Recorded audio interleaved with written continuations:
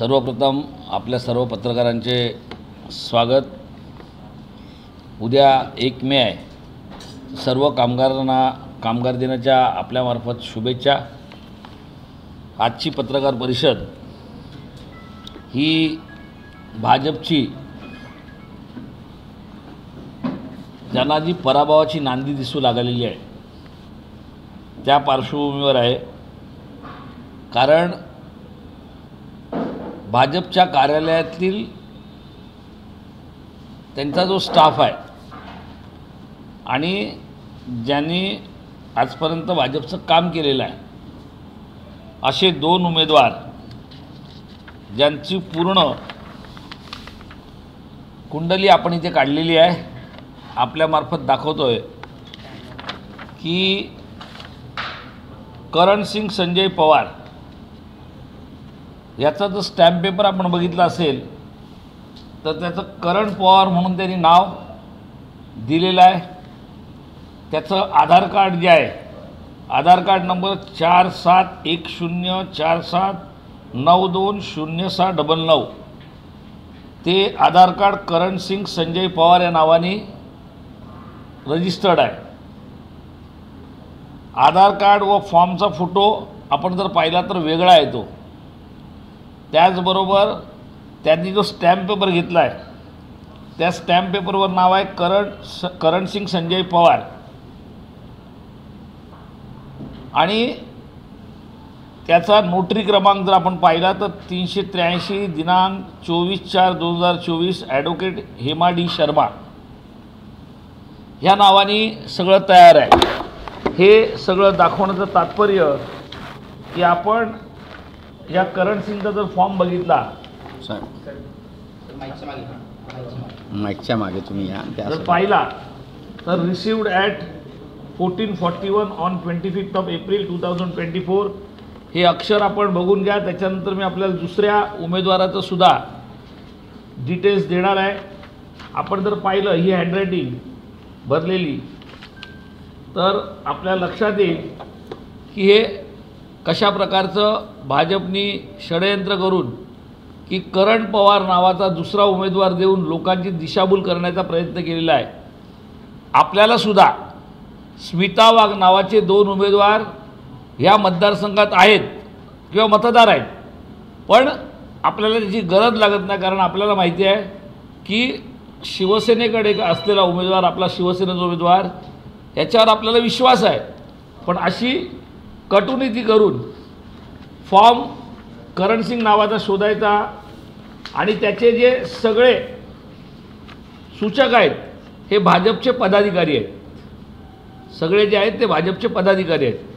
आता आपण येऊया दुसरा उमेदवार आहे युवराज संबा अप्पा जाधव। त्याचे सर्व सूचक जे आहेत ते सुद्धा भाजपचे सर्व कार्यकर्ते आणि पदाधिकारी आहेत। आणि युवराज करता ज्यांनी फॉर्म आणला आहे, स्टॅम्प पेपर बनवून आणला, तो भरत गोरे म्हणून जो कार्यकर्ता आहे तो आमदारांच्या ऑफिसमधला पगारी नोकर आहे। त्याची सुद्धा नोटरी क्रमांक याची 383 आहे तर याची 382 आहे। 24/4/2024 ॲडव्होकेट हेमा डी शर्मा। हां, म्हणजे नोटरी क्रमांक 382 आणि 383 हा लागोपाठ करून घेतलेला आहे। दोघांची रोकड 30,000 रुपये ही दाखवलेली आहे। ज्यांचा सुद्धा आपण जर फॉर्म बघितला याच्यावर सुद्धा युवराजची आणि ती अगोदरची हँडरायटिंग तुम्हाला युवराजची वंचितच्या बाबतीत जी उमेदवारी आहे त्याचा सुद्धा बघितलं असेल तर त्याची हँडरायटिंग सुद्धा सारखी आहे। त्याचं सुद्धा रिसिव्ड ॲट 1449 25 एप्रिल 2024 एक अगोदर करण संजय पवारची रिसिव्ड ॲट 1441 सेम डेटला आणि इथे 1449। भाजपकडे ज्या वेळेला त्यांना कळलं की बाबा आपला काय पराभव निश्चित आहे त्यानंतर त्यांनी आपलीच भाजपची टीम शिवसेनेची मतं खाण्यासाठी ज्या पद्धतीने उतरवायचा प्रयत्न केला, मुद्दामून तुम्हाला या सगळ्या गोष्टी तुमच्या निदर्शनास आणतो आणि ह्या सगळ्या गोष्टी ऑन रेकॉर्ड आहेत। आपण जर पाहिलं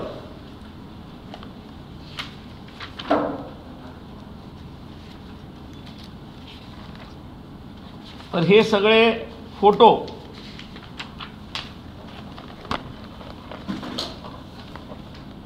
हे माननीय आमदारांसमोरचे आहेत आणि हे तारखासुद्धा याच्यावर आहेत. 6 एप्रिल 2024 आपण पाहाल तर हे सगळे ह्याचा पुरावा आहे की ह्या इथे आपण पाहताय आमदार आहेत आणि हे आत्ताचे जे वंचितचे उमेदवार आहेत युवराज संभाप्पा जाधव सगळ्या कार्यक्रमात गेले वर्षभरात आपण पाहिलं असेल तर अशा पद्धतीने स्वतःचाच कार्यकर्ता उभा करून जी महाविकास आघाडीची मतं खाण्याचा प्रकार आहे, लोकांची दिशाभूल करायला, जसं काय वंचितचा जो उमेदवार आहे हा कोणतरी वंचितचा कार्यकर्ता आहे, पण वंचितचा कार्यकर्ता नसून हा आपण जर पाहिला तर सगळ्या याच्यात आपल्याला दिसेल की आमदारांचं पाठबळ या सगळ्या मागे आहे. यांना स्वतःला सर्वांना आपण पाहतं ही फाईल आपल्या माध्यमातून पाहू शकता. हे सांगायचं का तात्पर्य एवढंच की काही दिवसापूर्वी आपण एक व्हिडिओ पाहिला असेल ज्यांनी मांसाहार आणि दारूच्या पार्टीवरती आमदारांनी जे स्वतःचं मत मांडलं आणि तिकडेच ज्या जिथे विद्यादान होतं त्या शाळेत जे काही प्रकार मांसाहार झाला, तिथे मद्यपान झालं, सगळं आपण पाहिलं आहे.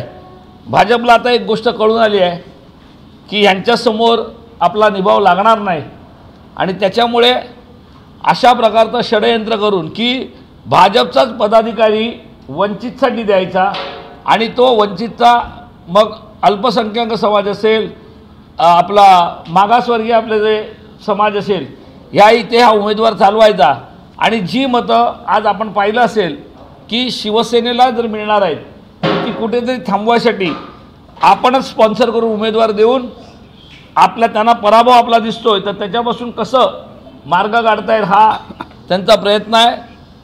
माझी आपल्यामार्फत सर्व जनतेला विनंती आहे की असे सगळे भाजपचे कुटील कारस्थानं आपण लक्षात घ्यावी आणि अशा लोकांपासून दूर राहावं. या सगळ्या गोष्टी लोकांच्या निदर्शनासाठी आणि आपल्यालासुद्धा निदर्शनं यायला पाहिजे की भाजप ज्या वेळेला म्हणजे ज्यांची 400 पारची घोषणा आहे, जे स्वतः सांगतात की आमचा पक्ष हा जगविख्यात पक्ष आहे, आमचे नेते विश्वगुरू आहे, पण त्या विश्वगुरू आणि जगविख्यात पक्षाची परिस्थिती अशी आहे की त्यांना स्वतःचे कार्यकर्ते इतर पक्षात पाठवून ही अल्पसंख्याकांची आणि मागासवर्गीयांची जी मतं आहेत ती घेण्यासाठी ही नवीन अशी कुटील कारस्थानं करावी लागत आहेत.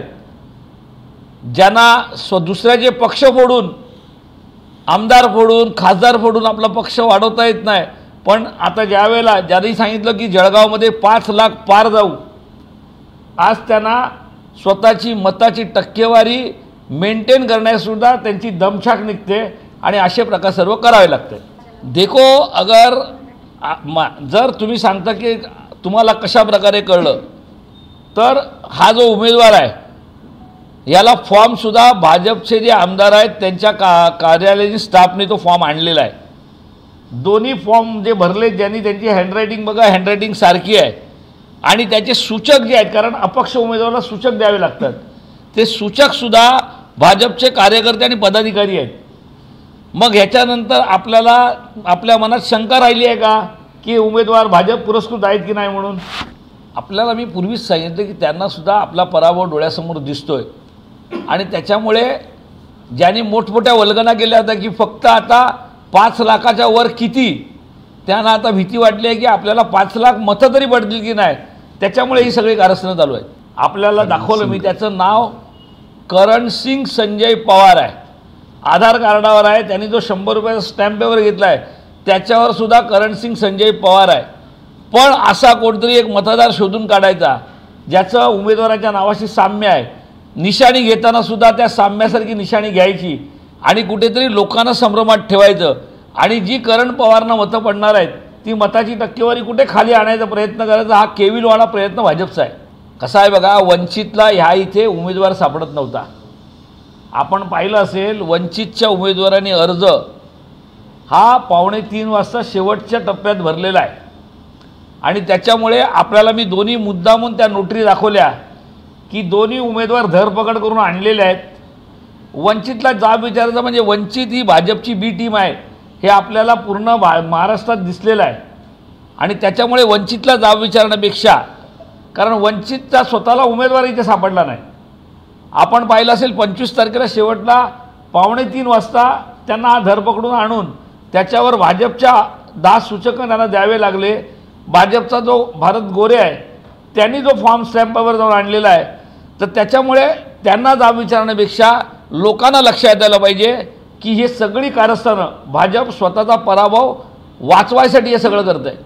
देखो, आपको मालूम है कि आपके माध्यम से ही प्रफुल्ल लोढ़ा जी ने आपको बताया कि उन्होंने उनकी उम्मीदवारी का जो अर्जी था वो पीछे ले लिया. उसके पीछे उन्होंने बताया कि मैं 2-3 दिन यहाँ पर सर्वे किया हूँ, अगर जो भी वोट मुझे मिलने वाले हैं वो शिवसेना उद्धव बाळासाहेब ठाकरे के उम्मीदवार करण पवार जी को मिलने वाले हैं. अगर मैं खड़ा रहूँगा तो उनके वोट कटेंगे और उनका जो लक्ष्य है कि भाजप जो लोगों को गुमराह करती है तो उसमें मैं उनको साथ दूंगा भाजप को. इसके लिए उन्होंने अपनी उम्मीदवारी जो है वो पीछे ले ली थी. एक लक्षात घ्या, करण पवारांच्या बाबतीत जे आहे त्यांच्याकडे डॉक्युमेंटरी एव्हिडन्स आहेत की त्यांचं करण पाटीलसुद्धा नाव आहे, त्यांच्याकडे आधार कार्ड आहे, पण ह्यांचं नाव आधार card stamp paper सगळ्यावर Karan Singh Sanjay Pawar आहे. करण पवार नावाचं एकही डॉक्युमेंटेशन त्यांच्याकडे नाही आहे. त्याच्यामुळे करण पवार जे आहे, ज्यांचं तुमचं म्हणणं आहे की करण बाळासाहेब पाटील किंवा करण बाळासाहेब पवार, त्यांच्याकडे डॉक्युमेंटरी आधार कार्ड त्याच्यानंतर पॅन कार्ड ह्या डॉक्युमेंटरी एव्हिडन्स आहेत, पण ह्या उमेदवाराकडे काही नव्हतं, काही नाही आहे. पण शेवटी सत्तेपुढे कोणाचं शहाणपण चालत नाही आणि जे कोणी अधिकारी बसलेत त्यांना गुपचूप बसावं लागतं, त्यातलाच हा प्रकार आहे. याच्या बाबतीत आपण न्यायालयांची प्रक्रिया चालू करतोच आहोत. ज्या काही गोष्टी आहेत त्या आपण करतोय, पण आपल्या माध्यमातून हेच सांगितलं की भाजपच्या पायाखालची वाळू कशी सरकलेली आहे आणि आता हे सुरुवातीचे प्रकार आहेत. आणखीन काही प्रकार ह्याच्यापुढे ते करण्याचा प्रयत्न करतील. ते त्यांनी जो काही निर्णय घेतला आहे तो जनतेचा कौल त्यांनी मान्य करावा आणि अशा ज्या काय वेगवेगळ्या कृत्या करण्यापेक्षा त्यांनी आपला पराभव सरळ सरळ मान्य करावा, नाहीतर खिलाडू वृत्तीने ह्या उद्याच्या मतदानात त्यांनी भाग घ्यावा. 7 मेला माननीय उद्धवजींचा इथे जाहीर सभा आहे शिवतीर्थावर. त्याचप्रमाणे संजय राऊत साहेब आहेत किंवा आपले बानगुडे पाटील आहेत, यांचेसुद्धा दौरे आता अपेक्षित आहेत. या आता 11 तारखेपर्यंत त्याप्रमाणे आपण विधानसभा वाईज ते दौरे फायनल करू. आता कसं आहे, 4थ्या आणि 5व्या टप्प्याच्या निवडणुका जवळ आल्या आहेत आणि प्रत्येक नेते हे पूर्ण महाराष्ट्रात काही ठिकाणी बिझी आहेत.